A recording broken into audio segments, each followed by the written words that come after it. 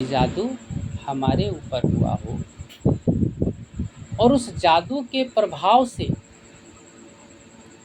हम लोग चल फिर रहे हैं, लोगों से मिलजुल रहे हैं, लेकिन हमारा ब्रेन काम नहीं कर रहा है।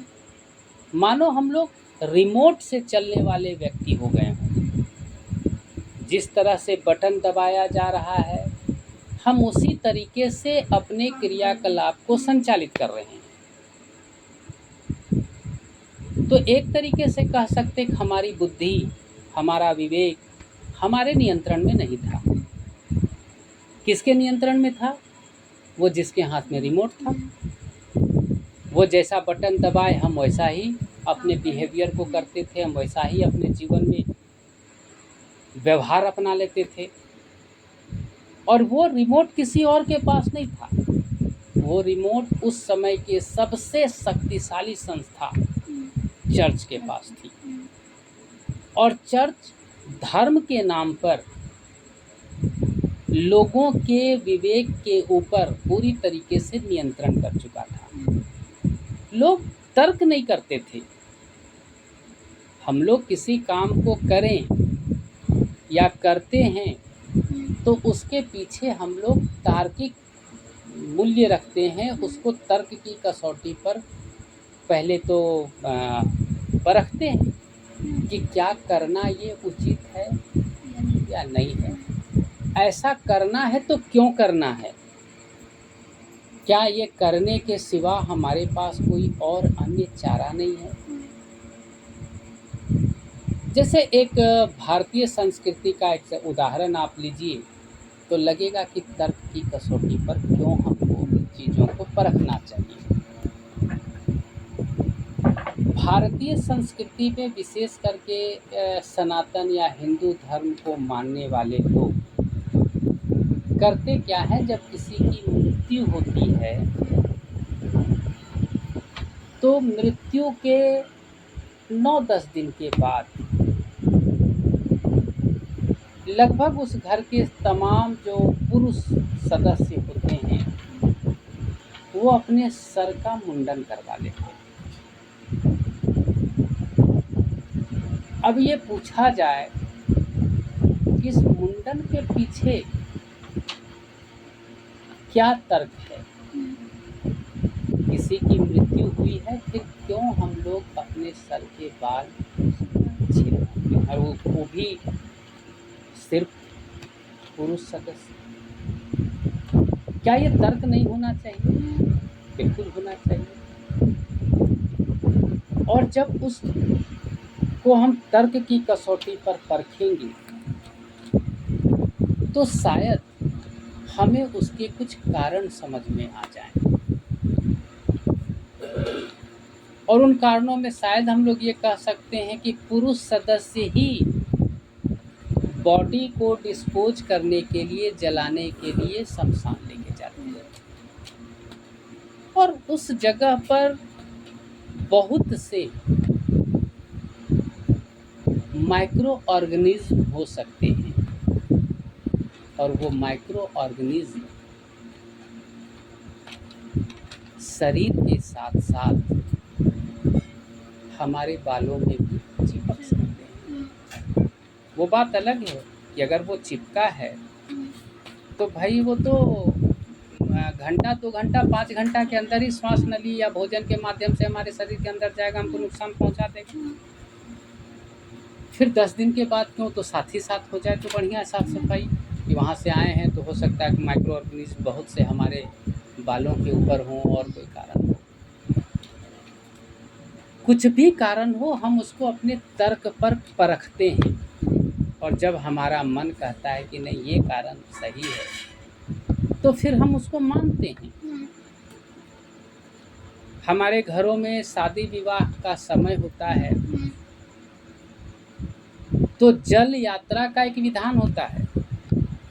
जल लाए जाते हैं, भले हमारे घर में नल हो, ट्यूबवेल हो, फिर भी किसी खुले स्थान से, नदी से या खुला में कोई कुआं हो, तालाब हो, वहाँ से पानी लेकर के आया जाता है और तब विवाह का कार्यक्रम को हम लोग आगे बढ़ाते हैं। वहाँ भी तर्क किया जाएगा ना। कोई बच्चा अगर पूछ दे कि घर में जब अपना इतना पानी का व्यवस्था हम लोग लगा रखे हैं, टंकी मोटर ये तमाम चीज़ें हैं, फिर क्यों ये झुंड के तौर पर जाना, उस तालाब का मैला कुचैला, उस नदी का दूषित पानी लेकर के आना और उसकी पूजा करना।